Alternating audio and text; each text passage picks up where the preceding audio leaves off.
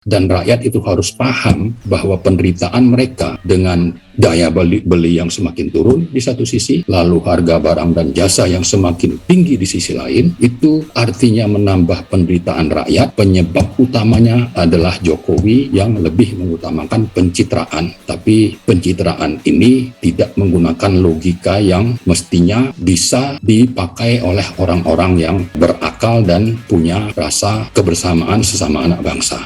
Yang dilakukan adalah pokoknya citranya baik waktu pemilu menang, soal korbannya itu APBN utangnya meningkat atau defisitnya bertambah atau rakyat miskin bertambah, dia tidak peduli. Dan ini poin keempat yang saya ingin katakan adalah bahwa kalau sudah tahu ada penyelewengan atau ketidakadilan atau disebut subsidi tidak tepat sasaran ini selama berpuluh tahun, ya kan, lalu tidak ada upaya serius untuk mencari solusi bagaimana supaya ini bisa tepat sasaran, maka yang membuat kebijakan itu sendiri memang mengidap moral hazard. Dan disitulah oligarki menumpang, yaitu tadi mereka bisa tetap menikmati harga solar yang sangat rendah padahal mereka tidak punya hak untuk mendapatkan itu. Nah, uang itu sebenarnya ada tapi dipakai untuk yang tidak prioritas atau malah untuk kepentingan oligarki mendapatkan untung di IKN. Maka dari empat hal ini sebetulnya sangat pantas ya kita rakyat untuk melawan kezoliman ini yang dipimpin oleh yang namanya Joko Widodo.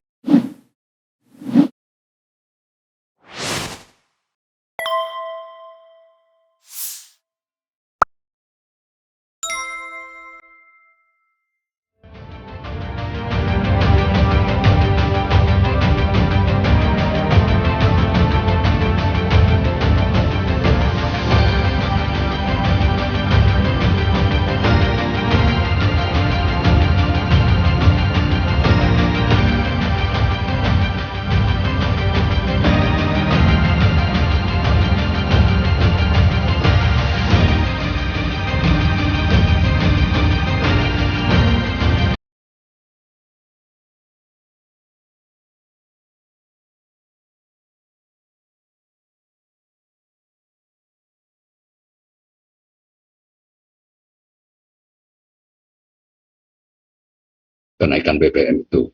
Lalu juga yang juga sangat penting adalah tentang pemerintah ini yang syarat pencitraan politik. Jadi kalau kita urut sejak era Pak SBY, lalu awal pemerintahan Pak Jokowi, saya sebetulnya menaruh harapan besar waktu diterbitkannya Perpres 191 2014. Waktu itu menterinya Pak Sudirman Said, dan saya anggap itu sesuatu yang sangat bagus. Kenapa? Karena di sana misalnya ditetapkan subsidi yang fix. Kalau nanti harga naik, harga minyak dunia naik, lalu subsidinya tetap, karena subsidinya tetap 1.000 misalnya per liter, maka harga BBM itu juga jadi ikut naik. Dan ini kan sebetulnya konsep untuk membuat supaya harga itu fluktuatif, tapi sekaligus mengikuti harga pasar, dan juga untuk membiasakan masyarakat dengan harga yang fluktuatif itu, sekaligus juga untuk membuat bagaimana hubungan harga BBM dengan harga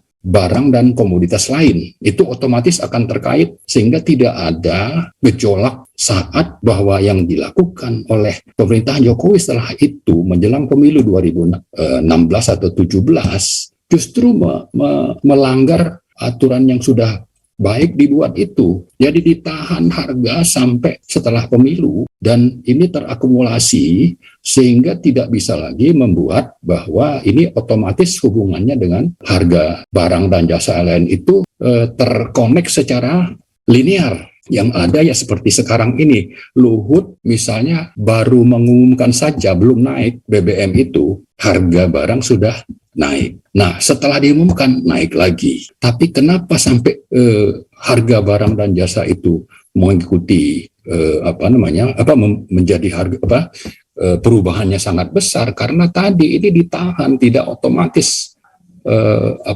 modus penaikan harga BBM itu sesuai dengan konsep yang awalnya diterapkan di Perpres 19 tadi. Kenapa tidak diterapkan? Karena masalah pencitraan.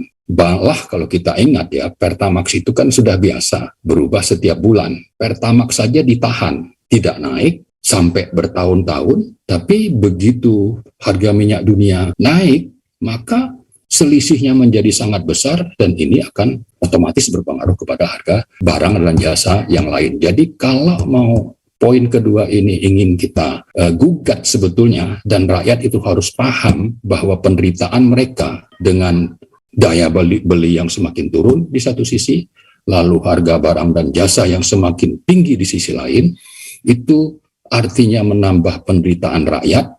Penyebab utamanya adalah Jokowi yang lebih mengutamakan pencitraan. Tapi pencitraan ini tidak menggunakan logika yang mestinya bisa dipakai oleh orang-orang yang berakal dan punya rasa kebersamaan sesama anak bangsa. Yang dilakukan adalah pokoknya citranya baik waktu pemilu menang, soal korbannya itu APBN utangnya meningkat, ya, atau defisitnya bertambah, atau rakyat miskin bertambah, dia tidak peduli. Nah, sayangnya memang rakyat juga tidak paham soal ini. Nah, acara ini kita harapkan bisa memahamkan mereka. Jangan mereka puas dengan adanya BLT. Ini kan cuma permen yang akan mereka menikmati mungkin sekitar 3-4 bulan. Setelah itu kan harga terutama barang dan jasa yang lain itu kan sudah naik. Nah, tapi karena mereka tidak tahu nih siapa yang terutama melakukan kezoliman, ya bisa saja nanti mereka malah juga akan memilih si pembuat kezoliman itu untuk menduduki jabatan periode ketiga misalnya. Ya kan ini kan bermasalah. Padahal saya kira sistem harga yang sudah bagus tadi di awal, ini salah satu penyebab utama yang membuat kita mengalami hal yang sangat merugikan rakyat ini. Nah, kemudian yang ketiga, kita baca di media ya, itu bulan lalu Sri Mulyani mengatakan bahwa untuk solar itu yang menikmati dunia usaha itu 89%. Dunia usaha, dia menyebutnya dunia usaha itu 89%. Lalu rumah tangga itu 11%. Nah, ternyata dari rumah tangga itu sendiri yang mampu 95%, yang tidak mampu hanya 5%.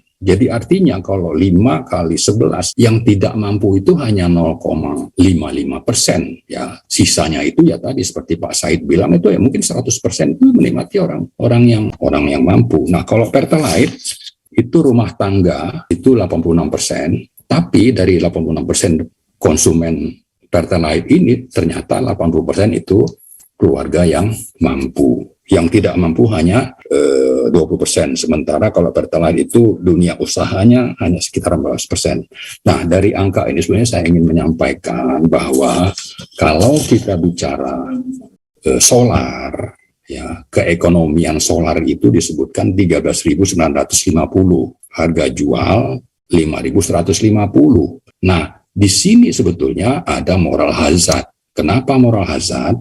Karena kebijakan ini kan juga menjadi tidak wajar kalau ditahan sangat rendah. Sementara kalau kita bandingkan misalnya dengan Aqua, itu kan mungkin sudah 7.000 atau 10.000 per liter. Jadi ini juga memang tidak wajar. Tapi tidak juga bahwa kita membiarkan ini terlalu lama dengan sistem tadi. Jadi kalau memang mengikuti indeks harga atau merujuk kepada barang lain, mestinya kan tadi ada kebijakan yang membuat supaya harga itu bisa berubah, berfluktuasi mengikuti barang-barang lain. Tidak ditahan sedemikian rendah. Kan akhirnya ini merugikan kita di belakang hari, ya seperti bahwa ini sudah sangat membebani APBN misalnya dikatakan seperti itu. Tapi ada hal yang justru di balik harga solar yang rendah ini berangkat dari dunia usaha yang menikmati sekitar 89% tadi. Di sana ada konsumen yang sangat diuntungkan padahal mereka adalah dunia usaha, yaitu truk-truk yang mengangkut sawit dan batu bara dan juga industri. Nah, kalau kita bicara harga keekonomian 13.900 lalu naik dari 5.150 ya, solar itu menjadi 6.800. Ini si dunia usaha ini sebetulnya juga masih menikmati untung yang sangat besar. Nah, jangan-jangan ya, saya sangat curiga bahwa harga solar yang rendah ini juga ada kebijakan oligarki yang diakomodasi ya, kepentingan oligarki yang diakomodasi oleh pemerintah, sehingga mereka tetap bisa mendapatkan harga yang rendah yang disubsidi oleh APBN, karena faktanya tadi orang tidak mampu itu hanya 0,55% saja menikmati. Nah, ini juga masalah yang saya kira perlu ada solusi menyeluruh, dan ini poin keempat yang saya ingin katakan adalah bahwa kalau sudah tahu ada penyelewengan atau ketidakadilan atau disebut subsidi tidak tepat sasaran ini selama berpuluh tahun, ya kan, lalu tidak ada upaya serius untuk mencari solusi bagaimana supaya ini bisa tepat sasaran, maka yang membuat kebijakan itu sendiri memang mengidap moral hazard, dan disitulah oligarki menumpang, yaitu tadi mereka bisa tetap menikmati harga solar yang sangat rendah, padahal mereka tidak punya hak untuk mendapatkan itu. Nah, kita bisa lihat di peraturan yang diterbitkan oleh BPH Migas misalnya. Truk kalau rodanya 6 ke bawah itu boleh beli solar bersubsidi, kalau tidak salah 60 liter per hari. Kalau rodanya misalnya 8 atau 10, itu boleh 80 liter per hari. Tanpa kejelasan bahwa ini truk apa. Dan aturan ini sebetulnya sengaja dibuat, yang sudah banyak dikomplain itu tidak diperbaiki. Padahal kita tahu ini sebetulnya dipakai untuk dunia usaha seperti sawit atau tambang batu bara untuk ngangkut produk-produk mereka. Jadi saya kira kembali tadi ke kebijakan itu, bahwa ini memang kebijakan yang memang pada dasarnya bermasalah, dan pemerintah sampai sekarang itu tidak berupaya bagaimana supaya aturan yang bernuansa dan syarat kepentingan moral hazard ini tidak ada niat untuk diperbaiki. Nah, dengan misalnya Pertamina meluncurkan program atau aplikasi My Pertamina, itu kan sebetulnya harusnya itu diperkuat, disempurnakan supaya yang tidak tepat sasaran itu bisa dihindari atau minimal dikurangi lah, dibanding seperti sekarang puluhan triliun dipakai disiapkan di APBN sebagai subsidi, tapi yang menikmati itu adalah dunia usaha, dan itu lebih banyak oligarki, dan oligarki ini sangat berperan untuk membuat kebijakan, dan DPR juga tidak peduli, karena menurut survei lebih dari 52% itu yang ada di DPR itu adalah pengusaha misalnya. Nah, jadi ini saya kira hal-hal yang kita perlu